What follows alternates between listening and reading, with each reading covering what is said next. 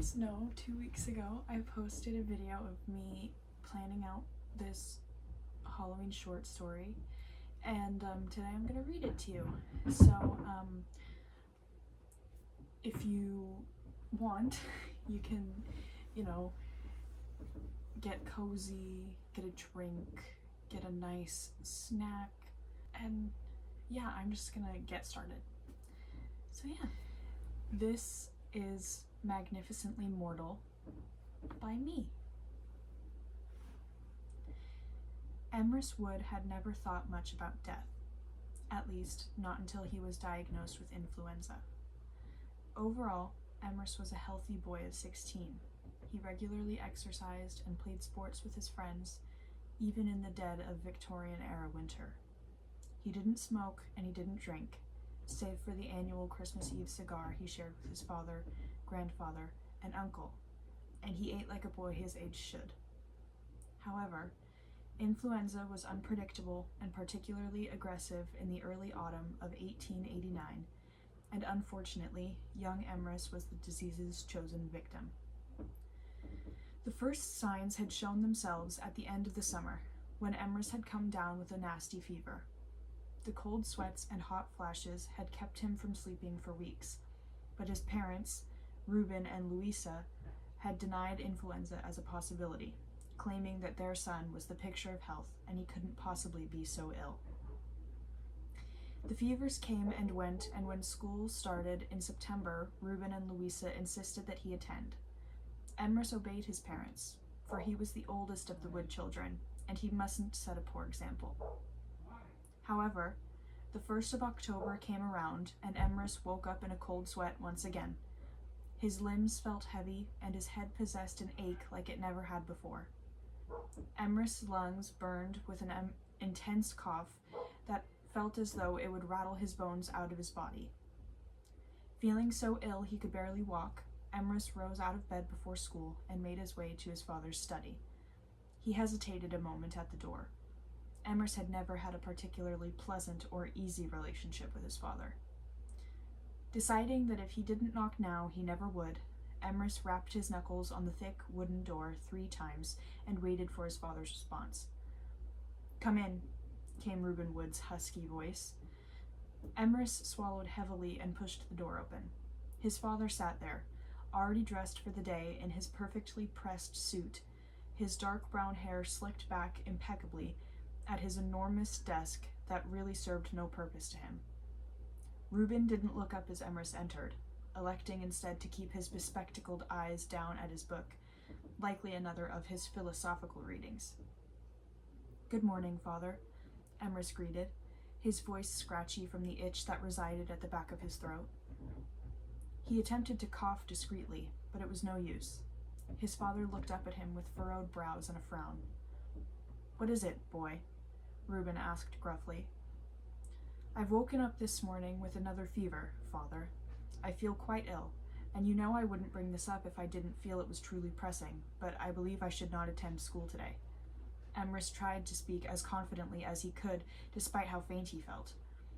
"You mustn't throw away your future simply because of a fever," Reuben Wood said with a tone of finality, and turned his eyes back to his book, his thick cigar hanging out of his mustachioed mouth. The patriarch of the Wood family smoked thrice daily, unwilling to acknowledge the impact that it had on his 5 children's lungs. "But Father," Emrys protested, "what if I infect someone else? How would that reflect upon the family?" Reuben's frown deepened as he finally set his book down on the table and looked at Emrys, removing his glasses so he could rub annoyedly at his deep brown eyes. "And how do you think it would reflect upon the family if my eldest son missed a day of his precious education?" Reuben countered. "I work strenuous hours every single day to be able to afford you and your brother's schooling, and I will not have you throw it all away due to a fever. Do I make myself clear?" Emrys felt his face heat up in anger, which didn't help with his lightheadedness. "Father, with all due respect, I think my health and others are much more important than a day or 2 of school." Reuben's mouth turned from a frown to a straight line, his eyebrows lowering in the way they only did when he was angry. Son, I will not tell you again. You will attend school today and every day thereafter. You already disgrace this family being as sickly as you are. I will not have you further ruining us by taking your education for granted." Reuben did not yell this, but his voice carried a resonance and firmness that made Emrys shiver. He knew there would be no arguing with his father, especially not after being called a disgrace. Emrys sighed and looked down as he replied, "As you wish, father," and left the study. The entire day of school, Emrys felt as though something was wrong, but he played it off as just his disappointment with himself about his father's words. Reuben Wood had never been a particularly warm and loving father, at least not outwardly. Emrys knew that, deep down, his father cared about him, but he had a hard time showing it. Reuben Wood had grown up in one of the most wealthy families in all of Massachusetts. When he received his inheritance at the age of 18, following the death of his father, Reuben decided to use it to move himself and his childhood love, Louisa, to Cape Elizabeth, Maine, a coastal town where he could be free of his painful memories. He bought a grand beach house and married Louisa, but soon thereafter spent all of his inheritance and fell into bankruptcy. He managed to keep the beach house, due to getting a job at the clerk's office in town, but it only barely kept them above water financially. Emrys' father carried much guilt for his inability to give his wife and children the life he'd had when he was young, and he worked tirelessly to do his best for them. But it meant that he was often irritable and closed off. Because of this, Emrys felt a duty to his father and mother, to be a good son and never disappoint them, for they'd already experienced much disappointment in life. It was bad enough when he'd first gotten sick, but Emrys knew deep down that if he didn't get better soon, death would be knocking on his door, waiting to take him. He knew his parents couldn't take that worry onto their shoulders, though, so Emrys kept his suspicions to himself and lived in sickness. On his walk home from school that day with his younger brothers, Ralph, Francis, and George, Emrys began to feel faint once again. The four brothers made it to their street, and Emrys could see his house, but it was no use. His lungs refused to take in any more air, and his legs refused to walk any further, and Emrys crumpled to the ground, unconscious. Ralph, the second oldest at 13 years old, immediately dropped to his brother's side, yelling at Francis and George to run back to town and get their father. By the time Francis and George returned with Reuben, 20 minutes had passed, and Emrys still hadn't woken up. Ralph, wishing to stay strong for his younger siblings, held back tears as he watched the light leave his father's eyes when he looked down at Emrys, realizing in that moment that his brother may never awaken. Emrys woke to the sound of crying. When the dark-haired boy opened his eyes, his gaze met the ceiling of the room he shared with his brother Ralph. It was dark, and when he glanced out the window next to his bed, he could see moonlight coming in through the sheer curtain, so he knew it must be the middle of the night. Hearing the sound of a soft cry once again, Emrys sat up and looked around the room, wondering who would be crying in the middle of the night. Emrys turned to his right and saw his mother sitting in a chair next to his bed, her head in her hands as she sobbed. Confusion swelled in the boy's mind as he spoke in the dark. "Mother, why do you cry?" Emrys' voice felt far away from his own lips, but he assumed that was because he'd been unconscious for hours at that point. However, Emrys' mother didn't look up at him.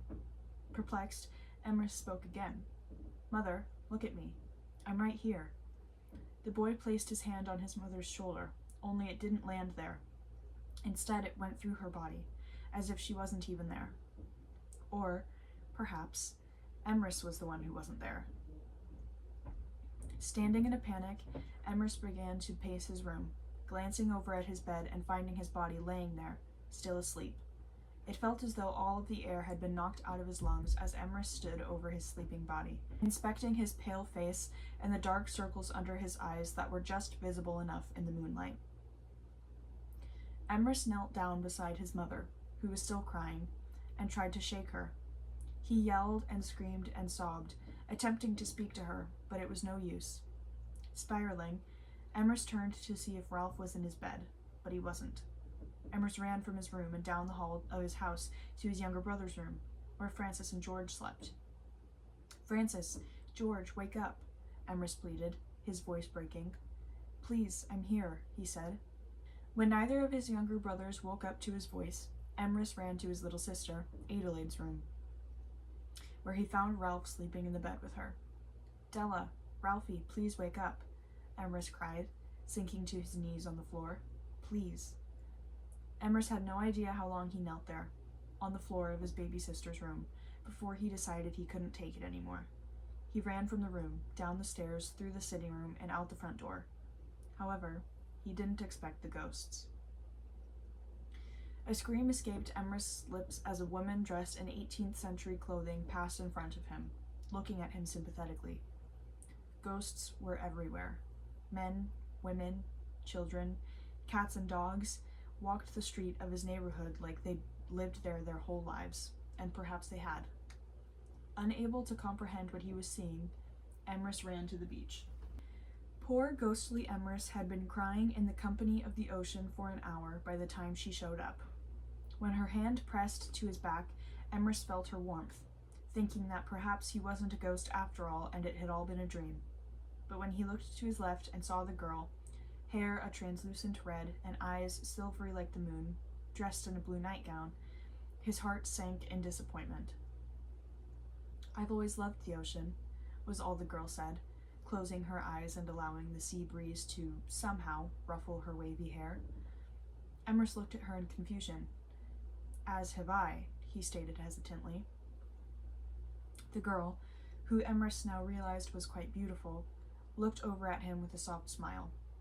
My name is Loretta Baker, she said, holding her hand out for him to take. Emrys did, pressing a kiss to the back of it, as was proper for a young gentleman. Loretta blushed. Hello, Loretta, he said, sniffling, now embarrassed by the fact that he'd shed tears in front of this girl. Loretta scrunched her nose. Actually, you can call me Etta. My full name sounds too proper from your lips, she said. All right, then, Emrys said. Hello, Etta. My name is Emrys Wood.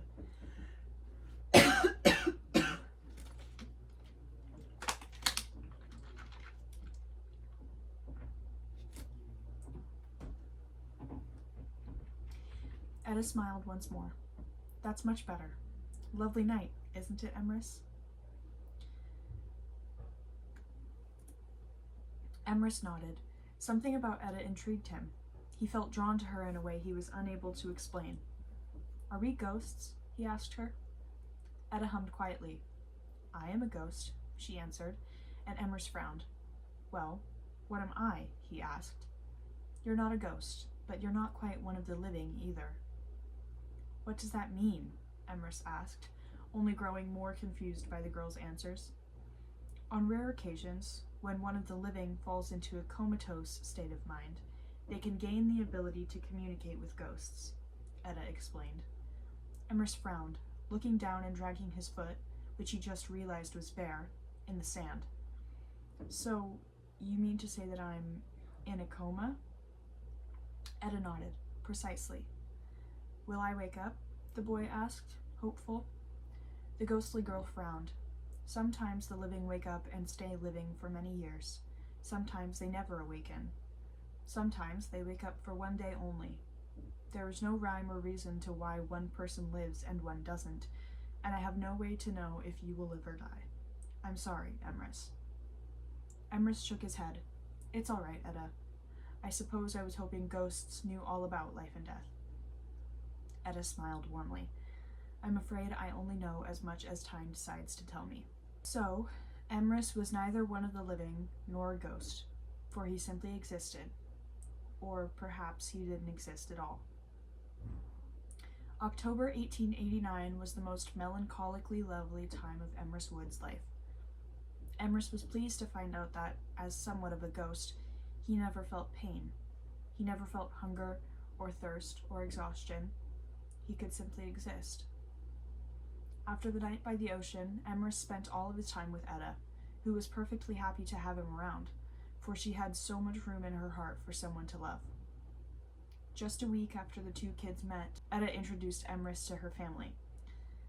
Your entire family is dead too? Emrys asked, perhaps quite tactlessly, but didn't seem to be offended. The red-haired ghost simply smiled and said, "You'll understand in a moment."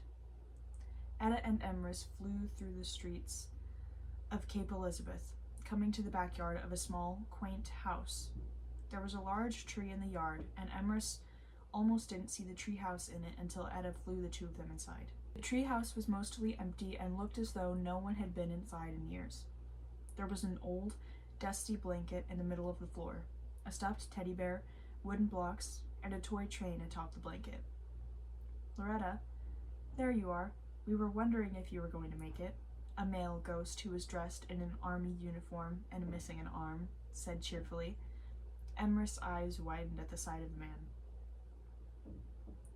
Emrys looked at the other two ghosts sitting in the treehouse, a blonde woman with kind eyes and a little boy who, for some reason, broke Emrys' heart. "Hello, Charles. I'd like the three of you to meet my new friend, Emrys." Etta introduced him, and he stuck out his hand for the man, Charles, to shake. "Nice to meet you, kid. I'm Charles Brinket." Charles introduced himself, catching Emrys staring at his missing arm. "Ah, the missing arm does shock most people," Charles joked, raising what was left of the limb. "Lost it in battle 25 years ago, during my time in the Union Army. I was 27 when that damn cannon killed me," Charles explained, a scowl on his face. Emrys' eyes widened in shock, feeling a touch bombarded by the information. "I am sorry for your loss," he said, regret immediately settling in. The boy was still unsure of how to respond to the stories ghosts told about their deaths. To Emrys' relief, Charles let out a hefty laugh. "Loretta, where'd you find this kid?" Etta smiled, looking at Emrys fondly. "By the ocean," she answered, quite matter-of-factly. "Oh, you probably want to meet these two, don't you, kid?" Charles asked, moving to the side so that Emrys could greet the woman and child. Emrys extended his hand to the woman, but she embraced him with a hug instead, catching him by surprise. When she pulled back, she kept her hands on his shoulders, looking him over. The woman looked over Emrys' shoulder at Etta with a smile. "He's very handsome, Loretta." Emrys turned red and looked over at Etta, who was blushing, although she made it look much better than Emrys did. "Oh, I'm sorry, darling," the blonde woman said, removing her hands from Emrys' shoulders and taking a step back. "My name is Nora Garrison. It's nice to meet you, Emrys." Nora introduced herself, gesturing for Etta and Emrys to sit. Emrys ended up across from the little boy, who looked at him tentatively. He was a shy boy, and he mostly kept to himself, save for when he was around Charles, Nora, or Etta. "Oliver, this is Emrys. You needn't be frightened. He's very kind." Etta spoke to the boy, Oliver, very gently, much like how she'd spoken to Emrys on the night they'd met. Emrys smiled at the boy. "Hello, Oliver," he said, waving at him instead of extending his arm for a handshake. Oliver waved back, a small smile cracking on his lips. "You can call me Ollie if you want," he said shyly, leaning into Charles' side to hide his face. "Ollie it is, then," Emrys replied kindly. "This was Ollie's treehouse," Etta said with a smile, and Ollie nodded. "Yes, it was a gift for my 10th birthday. I was so excited, but I only had a few months to play in it while I was living before I got smallpox. I was red like a tomato until the day I died," Ollie said, a playful pout on his face. Emrys felt like his heart broke in two at what he heard. The poor little boy had only lived to be 10 years old, taken much too early.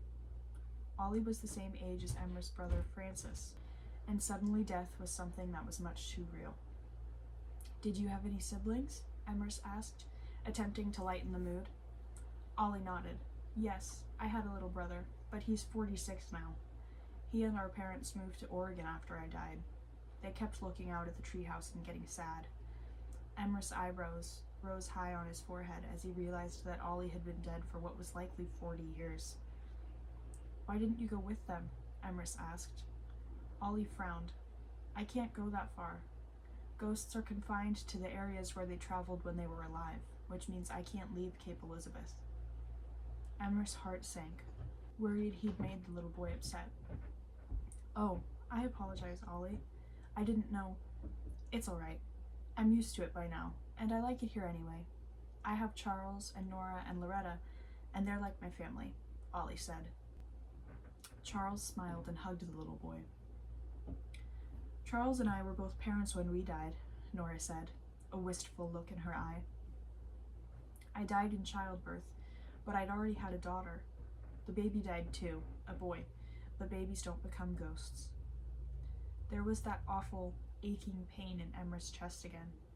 It felt like empathy, but 1,000 times stronger, like his sadness for the woman would rip his heart apart and bleed onto the floor. "I'm so sorry, Nora," Emrys said. Nora smiled, the corners of her eyes wrinkling. It's no bother. I care for Ollie like a son now. Besides, my daughter is grown now and married, and my husband is still living as well. Their lives were very difficult for a while, but they've turned out well." Emrys admired Nora for the strength it must have taken to get to the point where she could accept that her living family was all right without her. He imagined that it would take him years to accept such a thing if he died. "You had a child too, Charles?" Emrys asked, curious now with how the group had come to know each other. "Yes, I did, and boy do I love that kid," Charles replied. "He's not a kid anymore, I suppose, being 30 years old now. I remember he was so disappointed when I had to go to war. But I promised I'd be back for him. I carry the guilt for not returning to this day. But little Ollie here needed Dad. So here I am. And it certainly doesn't hurt that Nora here is so beautiful," he teased. Nora rolled her eyes but blushed nonetheless. "Oh, don't butter me up, you buffoon. At least not in front of the children," she said. All right, Charles conceded. "So, Emrys," Ollie began. "How did you die?" he asked. Emrys swallowed heavily, unsure of how to respond. "Well, Ollie, Emrys is not dead yet. He's in comatose, between death and life," Etta answered. Emrys looked at her gratefully and she smiled at him, placing a comforting hand on his leg and squeezing lightly. Ollie's jaw hung open in surprise. "Wow, I haven't met someone like that in 20 years, he said, seeming amazed. "How long have you been like this?" he asked. "A week," Emrys answered. "A week?" Ollie, Nora, and Charles asked at the same time. Emrys looked between the 4 ghosts with furrowed brows. "What?" he asked, unaware of what he'd said wrong. "Well, dear, it's only that usually the living would pass away by now," Nora said tentatively, not wishing to scare Emrys. Her attempts proved unsuccessful and Emrys began to panic. "What do you mean? Are you saying I'm going to die? I can't die. I have to make it back to my siblings, my mother." Etta gently took Emrys' hand in hers, looking him in the eyes. "Emrys, breathe. This is out of your control right now. You may still wake up, and if you don't, you can spend your days with us." Emrys shook his head, unable to accept that he may die. "I need a moment," he said, flying out of the treehouse and going to lay in the lawn. The grass was thick and massively overgrown, and it was then that Emrys realized the house had been abandoned. It must not have sold after Ollie's family left. Ollie, Nora, and Charles were a bit startled by Emrys' abrupt exit, but Etta stayed perfectly calm. For some reason, she felt that Emrys needed her, for some reason or another. So she followed him outside and sat beside him in the overgrown grass, observing him. His luminous cheeks were flushed, his eyes wide and as wild as the thoughts that Etta assumed were racing through his head. He refused to look at her, which Etta didn't mind. She remembered how she had felt when she had died. "It took me 5 years to accept my fate," Etta spoke, even if Emrys didn't wish to listen. He did, however, glance toward her, as he felt an uncontrollable pull toward her, like he had to look at her, or he would miss something important. "I had such a loving family," Etta continued. "They were my whole world, especially my older brother. When I realized I had died, not only did I wish I hadn't been so stupid, but I wished I could speak to them one last time, to at least tell them that I loved them. It took me 5 years to realize that I didn't need to say the words in order for them to know that I adored them, that I had adored them all the days of my life. Emrys exhaled deeply. How did you... he started, unsure if Etta wished to tell the story of her death. Etta looked at him and smiled sadly. That's a story for another day, Emrys, she said, and Emrys was silent. Looking up into the night sky, Emrys' gaze landed on the moon. He observed the tremendous rock and marveled at its simplistic beauty. He thought that if he had to die, he would rather be something like the moon instead of a ghost. My entire life I've been the one who must be strong, Emrys whispered into the night. Etta listened intently. I'm the oldest, or was, if I'm dead now, and my younger siblings needed me to be their leader. My father works all the time, and my mother is so busy taking care of everyone that there was no one to teach them things, at least until my father could afford to send us to school. I couldn't let anyone see me struggle, because it would only add to my parents' stress and more instability to my siblings' lives. Etta frowned empathetically from where she sat next to Emrys' reclined frame. On instinct, she placed her hand in his ghostly dark hair and began to comb her fingers through it. Warmth spread through Emrys' body at Etta's touch, the kind of warmth that was comforting and nurturing, the kind of warmth that came from knowing a person cared for you. I guess I'm so scared of death because I worry that my family will fall apart if I'm not there to hold them together, Emrys explained. Doesn't that seem so conceited? Etta hummed, shaking her head. No, darling, that isn't conceited. It is immensely caring and thoughtful. Emrys sat up, pivoting his body to look at Etta face to face. Do you truly think so? He asked. Etta smiled at the boy and nodded. I do, she answered. There was such palpable emotion spilling from her that Emrys thought he might choke on her empathy and understanding. A cloud must have moved in the sky then, as moonlight filled Etta's eyes, and for a moment Emrys might have likened them to diamonds, or perhaps the glittering of ocean waves at night. I hope you don't mistake my meaning when I say this, Emrys began to speak before he could stop himself. It was as though he wasn't in control of his own speech, like fate was speaking for him. I feel so drawn to you, Etta. It's as though there was no one more important to me at this time than you. Emrys watched as Etta blushed and looked down at her hands. He reached out and took one, enclosing it in both of his. I've felt similarly for this entire week. There's something between us, only I'm unsure of what it is, Etta replied.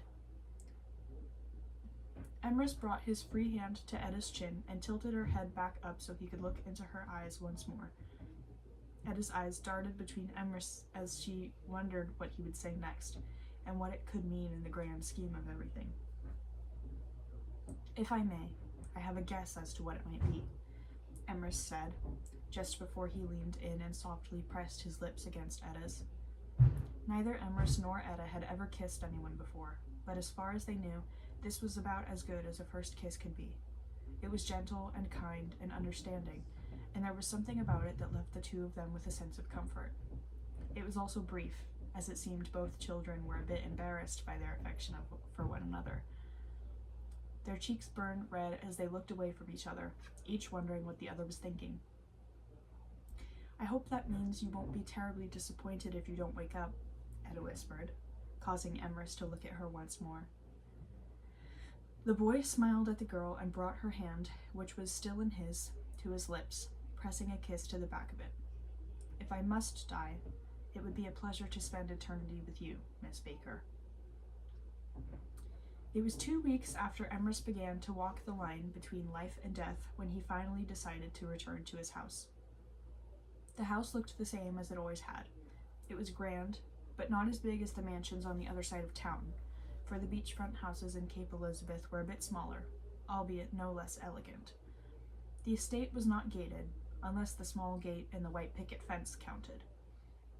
The house itself was made of dark brick and had 2 stories, the top for bedrooms and Emrys' father's office, and the bottom for communal rooms, the kitchen and the dining room.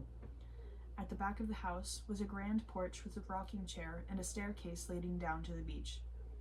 Emrys had many memories of being rocked to sleep by his mother in that very rocking chair, and he wondered if he would ever get the chance to sit in it again. "Well, this is where I live," Emrys said to Etta, who had come with him. The two had been inseparable since the night in the backyard of little Ollie's house, the night they'd shared their first kiss. "It's a lovely house, Emrys," Etta said kindly, squeezing his hand which held hers. The two kids had become rather comfortable with one another, feeling as though they'd known each other for a lifetime despite only having met a mere couple of weeks before. Emrys led Etta through the front door and gave her a small tour of the house he grew up in. He told her stories of the games he would play with his siblings in the family room. He told of his favorite meals to eat in the dining room, and the wonderful smells that always came from the kitchen when his mother cooked. When he led her to the second floor, he told her how he remembered each of his siblings being born in his parents' room, and how those 4 days of his life were ones he would never forget. He told her of all the times that his father had scolded him in his office, but he left out the one from the day he'd gone comatose, for it was too painful to recall. The two souls reached Emrys' room, which was empty, although the chair his mother had sat in that the night Emrys gained his almost ghostly appearance was still there, as was his still sleeping body. Emrys and Etta floated over to the bed and looked down at Emrys' sleeping form, and a sort of melancholic acceptance came over the boy. He realized that he looked peaceful, and he decided that if he died, he would try not to be too put out by it. "You look so handsome with color in your cheeks," Etta whispered, brushing the back of her index finger on the sleeping Emrys' cheek. "It's been so long that I've nearly forgotten what I looked like while I was alive. I only know this version of myself, this version that seems so bleak." The ghost of Emrys wrapped his arm around Etta, comforting the girl as she shared something he feared many ghosts struggled with. He felt that strong empathy again, the kind that made him want to rip his heart out of his chest, if he even still had one, and hand it to Etta so that she could see how much it ached on her behalf. The two of them decided to sit on Ralph's bed across the room, since Emrys' brother was still not sleeping there. Emrys guessed that it was because his mother didn't want Ralph being the first one to find out Emrys died, and he supposed he appreciated that. So much responsibility was already going to fall on his younger brother's shoulders. The boy didn't need the memory of discovering Emrys dead, too. "Do you ever think about what your life would have been like if you hadn't died?" Emrys asked Etta, who looked at him with a kind but sad sort of smile. The look was enough for Emrys to infer her answer. "I think about it every day," Etta replied. Emrys sat quietly as she spoke, listening intently to her words, almost as though he was preparing to one day relate to them. "I would have turned 28 this year. I imagine I would be married by now, with a few children, and perhaps a cat. Sometimes I wonder if I would have left Cape Elizabeth, but I loved it here too much to have done so, and I could never leave my brother." Emrys knew at that moment that she was not ready to talk about her beloved brother, so he didn't ask her to. He simply sat there with her hands still entwined, and took in the night. The two children were startled when Emrys' bedroom door began to creak open. Etta looked at Emrys as he watched the door open with wide eyes. His first thought was that his mother had come to check in on him, but he was surprised to see his baby sister, Della, enter the room. Emrys' jaw dropped as his 4-year-old sister entered his room, and instead of walking over to where Emrys' body lay in bed, she turned and looked directly at him and Etta, a little smile appearing on her face. "Hello, Emmy," Della whispered, walking toward the two of them. Etta, whom until that moment Emrys had only seen stay calm in every situation, began sputtering incoherently, obviously quite shocked that the little girl was speaking to them. "Della, can you see us?" Emrys asked, perhaps stupidly. He had heard tales of small children having the ability to see ghosts, but he had never much believed it. Della nodded in response. "Who's that?" she asked, pointing to Etta, who had seemed to finally calm herself. Emrys smiled warmly at his baby sister. "This is my friend, Etta. She's very kind. Would you like to say hello?" he asked. Etta smiled at Della and introduced herself first. "Hello, Della. It is lovely to meet you." she said kindly, sitting forward on the bed. Della smiled shyly, coming to stand at the edge of the bed, near where Emrys sat. "Hello," she whispered. Emrys looked down at his little sister and attempted to place his hand on her back before he realized that he could no longer do that, as she was living and he was walking the line between life and death. "Why are you up so late, Della? Shouldn't you be in bed?" Emrys asked, although he knew the answer. Della frequently woke up in the middle of the night and came to his room to be with him and Ralph, usually because she had gotten a nightmare and was frightened. Ever since she learned how to use a doorknob, she would do so, and Emrys had gotten so used to it that he had begun to take it for granted. It was one of the many things he would miss about his life, if he were to die eventually. "I had a dream about you," Della said. "I had a dream that you woke up, and I wanted to see if I was right." Crystalline tears welled in Emrys' eyes at his baby sister's words, and he felt Etta squeeze his hand. "I'm sorry, Della." The little girl frowned, although it seemed to be more so out of frustration than sadness. "Are you going to wake up, Emmy?" A single tear slipped down Emrys' cheek as he replied, "I do not know, Della." Della's frown deepened. "Well, you have to wake up. Daddy misses you." Perplexed, Emrys furrowed his brows. "What do you mean, Della?" "Daddy talks about you all the time. He skips work to sit in here with you," the little girl said simply, as though it was the most obvious thing in the world. Almost as though she had summoned him, Reuben Wood walked through Emrys' door at that exact moment, startled to see his youngest child in the room. "Adelaide, what are you doing awake?" Reuben asked, his voice sad. Emrys felt paralyzed with shock as he looked upon his father's face. He looked terrible. His beard had grown out longer than Emrys had ever seen it, and it looked as though his father was not keeping it groomed. There were dark circles underneath his eyes, and his skin looked sallow, as though he had not seen sunlight in ages. Where Reuben Wood usually carried an air of confidence wherever he went, on this night he looked like a completely different person. There was a cloud of inconsolable sadness that seemed to follow him into the room. "I'm talking to Emmy," Della said as Reuben picked her up. The little girl's words startled Reuben, and his head whipped toward the bed where Emrys lay, his shoulders dropping in disappointment when he saw that his eldest son still had not woken up. "What are you talking about, Adelaide?" Reuben asked cautiously. "I'm talking to Emmy. He's right there." Della spoke with the simplicity of any child her age as she pointed directly at Emrys' ghostly form. Reuben followed his youngest child's finger, but his gaze fell only upon Ralph's empty bed, unable to see his eldest son. The man sighed, sadness seeping from his body so heavily that Emrys could feel it choking him. "Come on, Adelaide, let's get you to bed," Reuben said, leaving the room with little Della in his arms. Emrys cried in Etta's arms that night as he realized that he really, truly did not want to die. 3 weeks into Emrys' coma, Etta took him to meet her brother. The two children flew hand in hand through the streets of Cape Elizabeth, toward Etta's brother's home. The estate was gated, and a gravel path led the way to a 3-story house made out of pale brick. There were enormous windows on each side of the large double doors, one through which you could see the dining room, the other through which you could see the sitting room. "This is where he lives," Etta said as the two of them made themselves comfortable before one of the large front windows. From where they sat, they could see directly into the sitting room, where a man who looked like an adult version of Etta and a beautiful blonde woman sat on the floor with 3 children, playing and entertaining each other. "My brother, Harvey, was 17 when I passed away," Etta said, and Emrys looked over at her as he realized she was about to tell him the story of her death. She looked sullen, although it was clear she tried to hide it. "I was 15. Well, I still am, I suppose. I woke up in the middle of the night in July 1876 and wanted to go up on the roof of our house to see the comets. Harvey said we should be sleeping, but I persisted. I dragged him out of bed and up to the roof. It wasn't long before I made the stupid decision to sit at the very edge of the roof."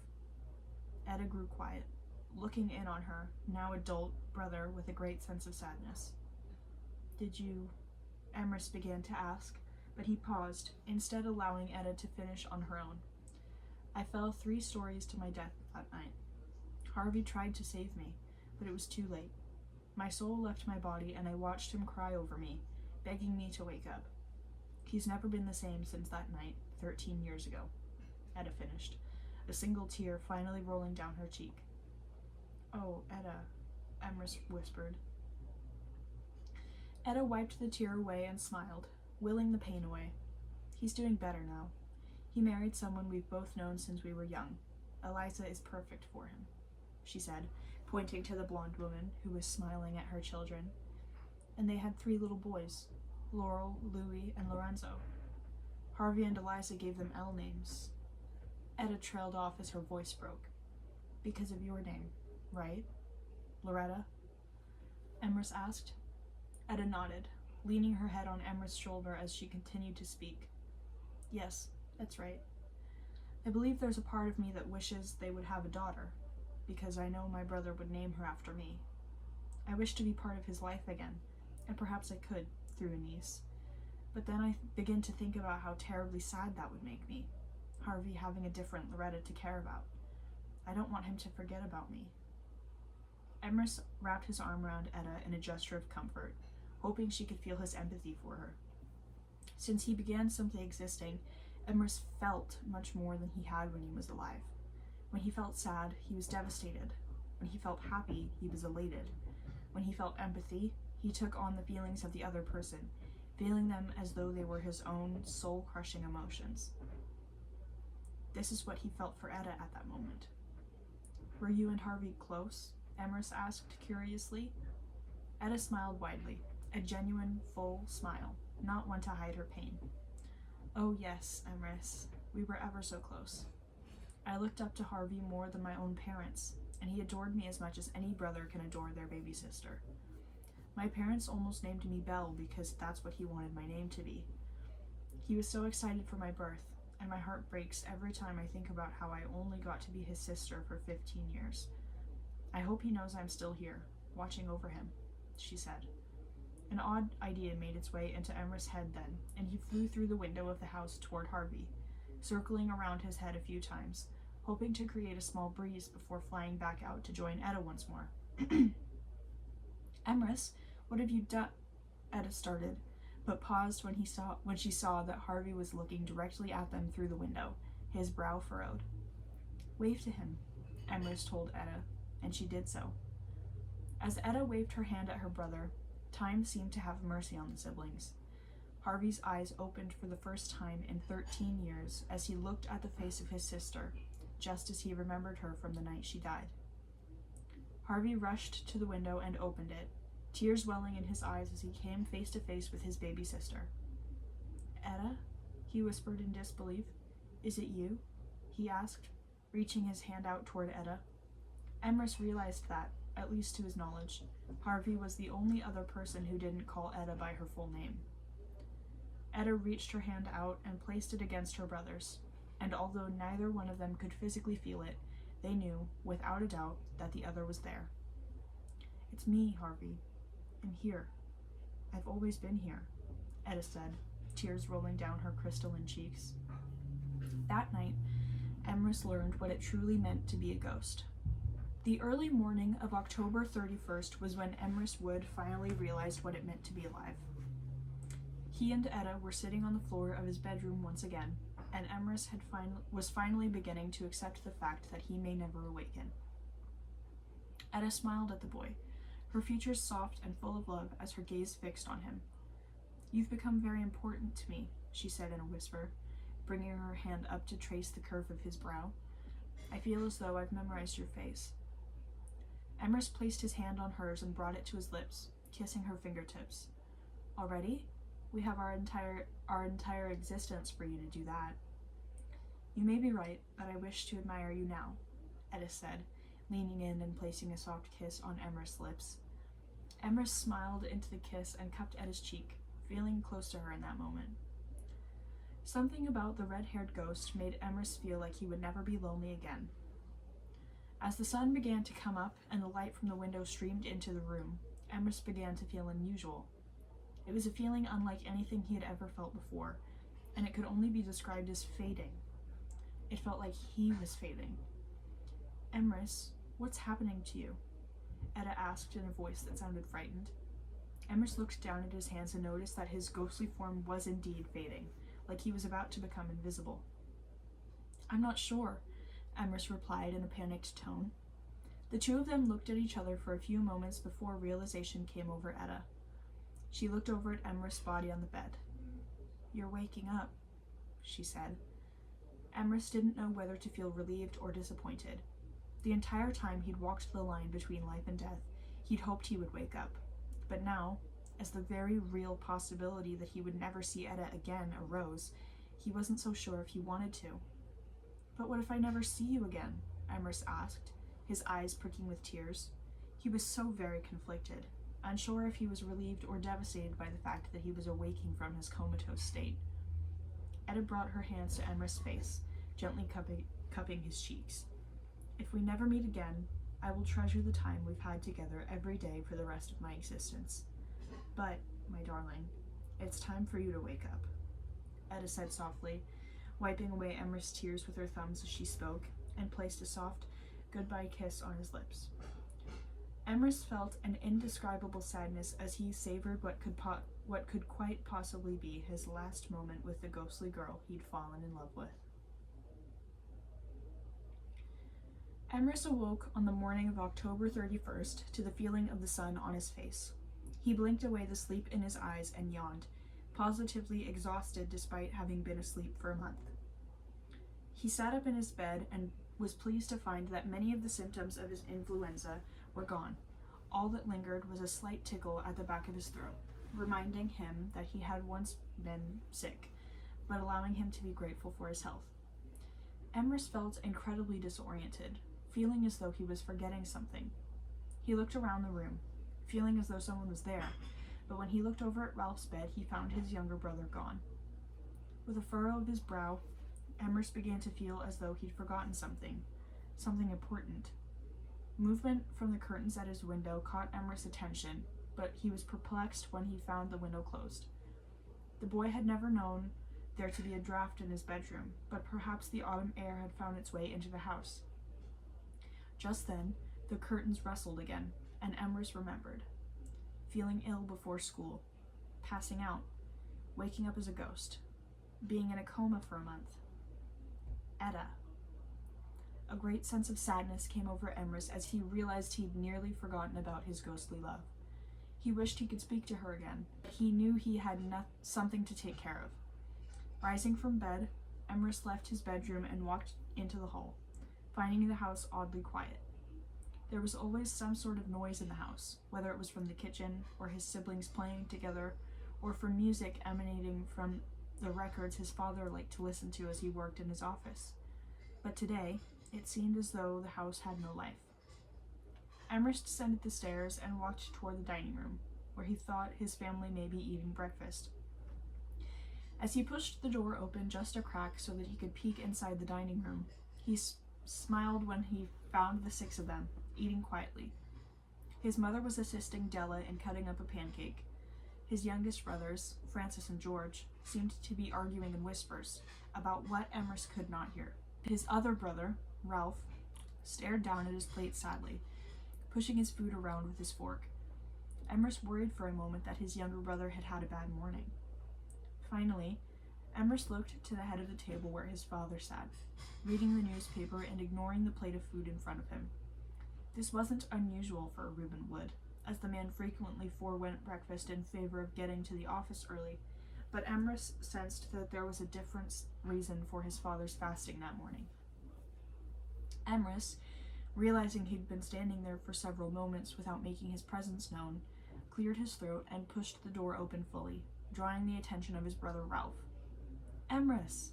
Ralph shouted, immediately standing from the table with such force that his chair fell backwards, and the boy ran to engulf Emrys in the tightest hug he'd ever experienced. "Hello, Ralphie," Emrys said as he wrapped his arms around his little brother, squeezing him tightly as he returned Ralph's enthusiastic embrace. Soon enough, all of Emrys' siblings had their arms around him in a hug, and Emrys knew he had never felt more love from his family than in that moment. The five of them stayed like that for several moments, savoring the feeling of being together once again.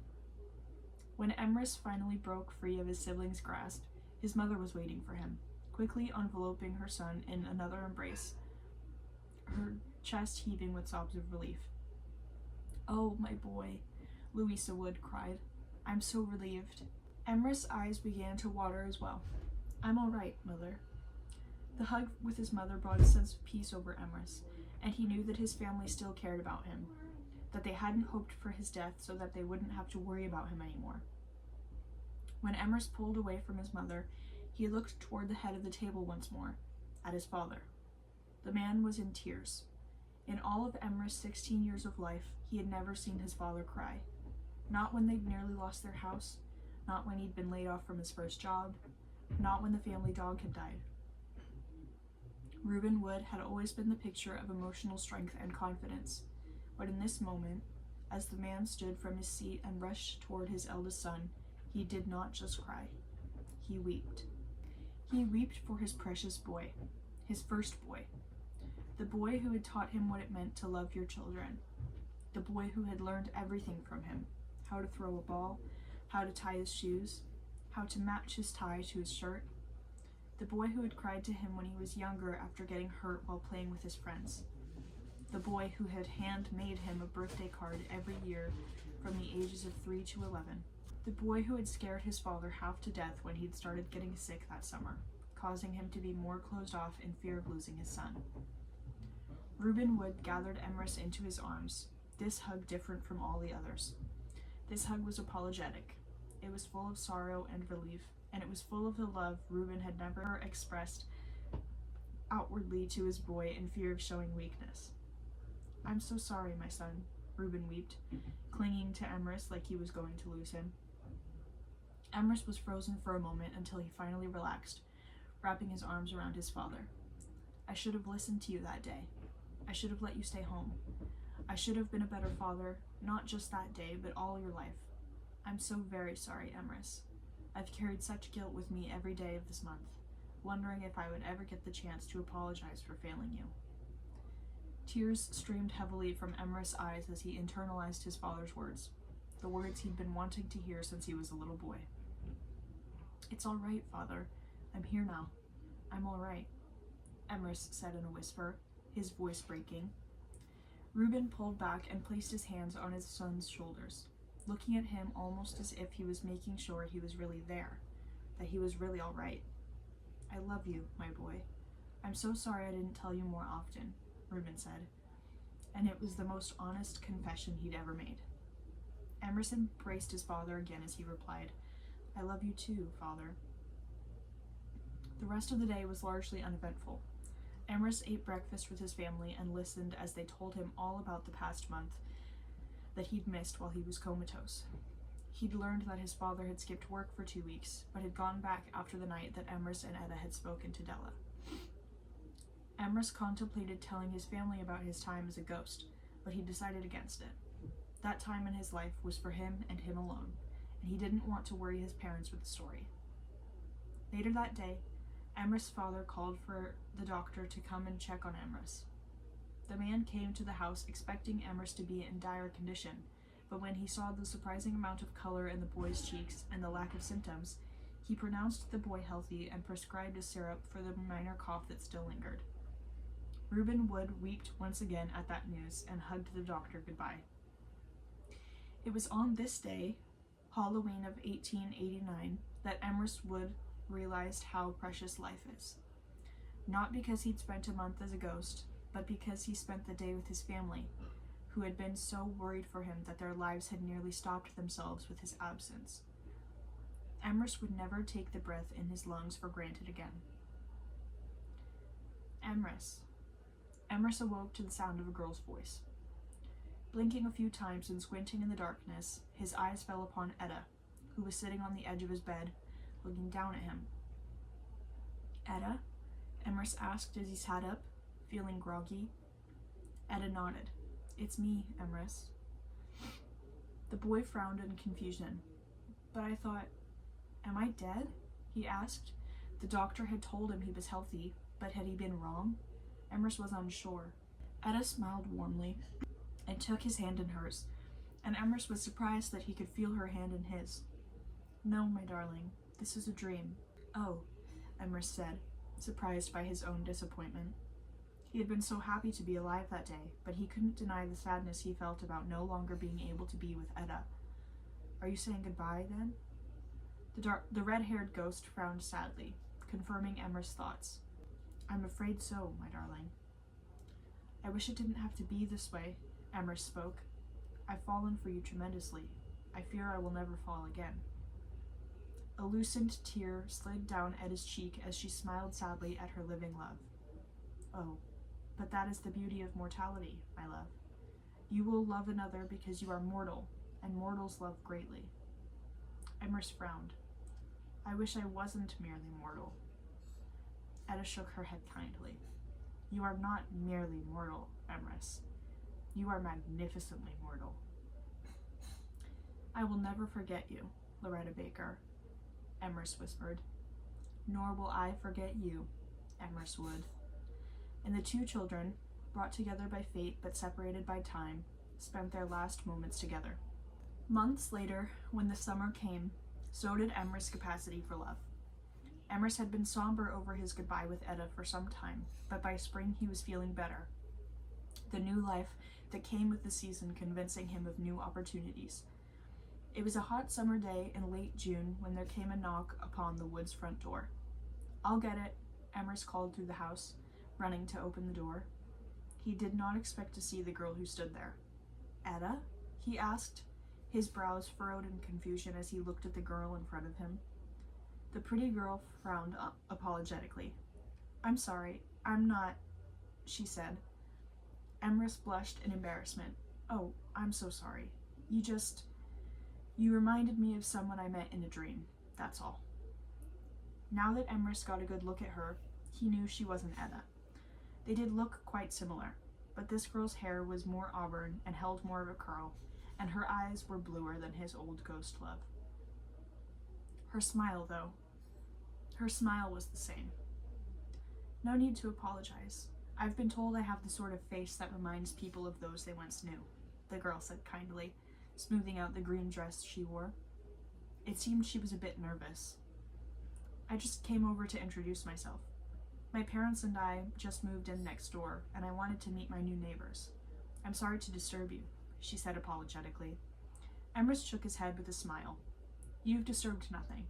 I'm Emrys Wood," he said, sticking his hand out. "I'm Belle Greville," the girl said, placing her hand in Emrys and allowing him to bring it to his lips, as was proper for a gentleman.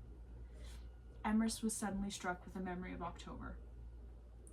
"My parents almost named me Belle because that's what he wanted my name to be," were the words that Etta had spoken to him months before, the night that her brother had seen her for the first time in 13 years. Emrys felt the same strong pull, perhaps stronger even, toward Belle as he had with Etta months ago, and he began to think that perhaps Etta had been right when she told him that he would love again. For what was more in the line of fate than Belle showing up at his front door? "It's nice to meet you, Belle," Emrys said. "Would you like to walk down to the beach with me? The view is lovely during the summer." Belle blushed and smiled at Emrys. "I would love to, Emrys," she replied, taking Emrys' arm when he offered it to her. The two kids walked down the beach, arm in arm, and Emrys knew that fate and time were looking out for him. And perhaps another thing that Etta told him was proving to be true. He was magnificently mortal. All right. Well, that's it for this story. I hope you guys enjoyed it. If you did, comment your favorite part. And like the video, subscribe. If you want me to do more short stories and then reading them in a video, please let me know, because I would love to do this. So yeah, and that's gonna be it for today. I will see you next Saturday. Bye.